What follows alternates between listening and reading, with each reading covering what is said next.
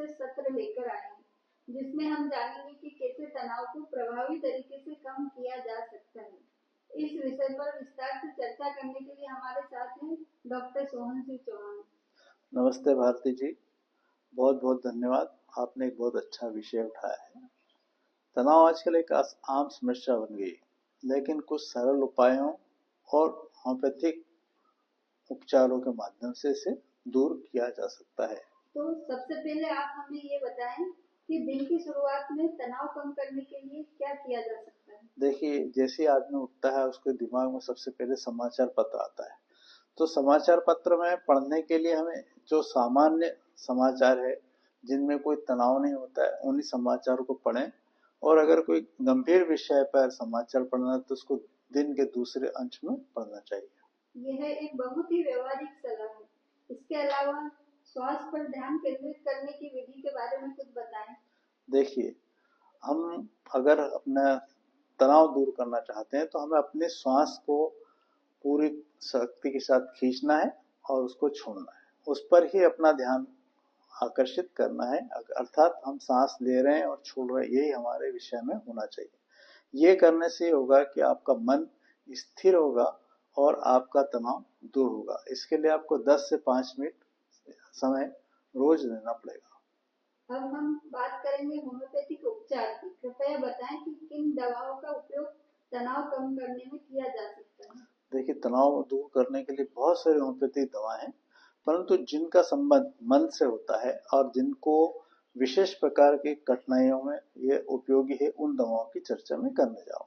सबसे पहले चर्चा करेंगे लाइकोपोडियम। लाइकोपोडियम इस तरह की दवा जिसमें आदमी को बहुत क्रोध आता है, तो क्रोध जो है तनाव का एक मुख्य कारण होता है, तो क्रोध को दूर करने के लाइकोपोडियम दवा का उपयोग किया जाता है। इससे आत्मविश्वास की जो कमी है और मानसिक तनाव जो है वो दूर हो जाता है। दूसरी दवा मित्रों मैं जो बताने जा रहा हूँ उसका नाम है बेलाडोना। बेलाडोना में क्या होता है कि आदमी को अंधेरे में तनाव पैदा होता है, अगर जैसे लाइट चली गई तो उसको तनाव हो जाएगा। ऐसे अचानक होने वाली बेचैनी और अचानक कुछ तनाव अगर पैदा हो जाता है तो बेलाडोना उसमें बहुत काम करती है। अगली दवा मैं बताने जा रहा हूँ उसका नाम है पल्सीटिल्ला। पल्सीटिल्ला में क्या है कि मूड स्विच होता है, मतलब बदलता रहता है। आदमी को सहज ही रोना आ जाता है, वो तनाव को झेल नहीं पाता है। तो ऐसे मरीजों के लिए, ऐसे रोगी के लिए पल्सीटिल्ला तनाव दूर करने में बहुत मददगार होती है। अब अगली दवा मैं बताने जा रहा हूँ उसका नाम जेल्सियम। जेल्सियम की खास बात ये होती है कि ये दवा जो है किसी भी प्रकार की कोई कमजोरी आ जाती है, अचानक चक्कर आ जाते हैं, उठने में हम देखने में ऐसा कुछ लगता है कि हमें चक्कर आ रहा है, तो इस समस्या को इससे दूर किया जा सकता है। तो तनाव के कारण अगर हमें चक्कर आ रहे हैं तो ये दवा बहुत अच्छा काम करती है। इसके बाद जो दवा बता रहा हूँ उसका नाम नेट्रिमूर है। लंबे समय तक चलने वाले गहरे भावनात्मक तनाव के लिए नेट्रिमूर दवा बहुत अच्छा काम करती है। अगली दवा मैं आपको बताना चाहूँगा, इसका नाम है इपिकॉक।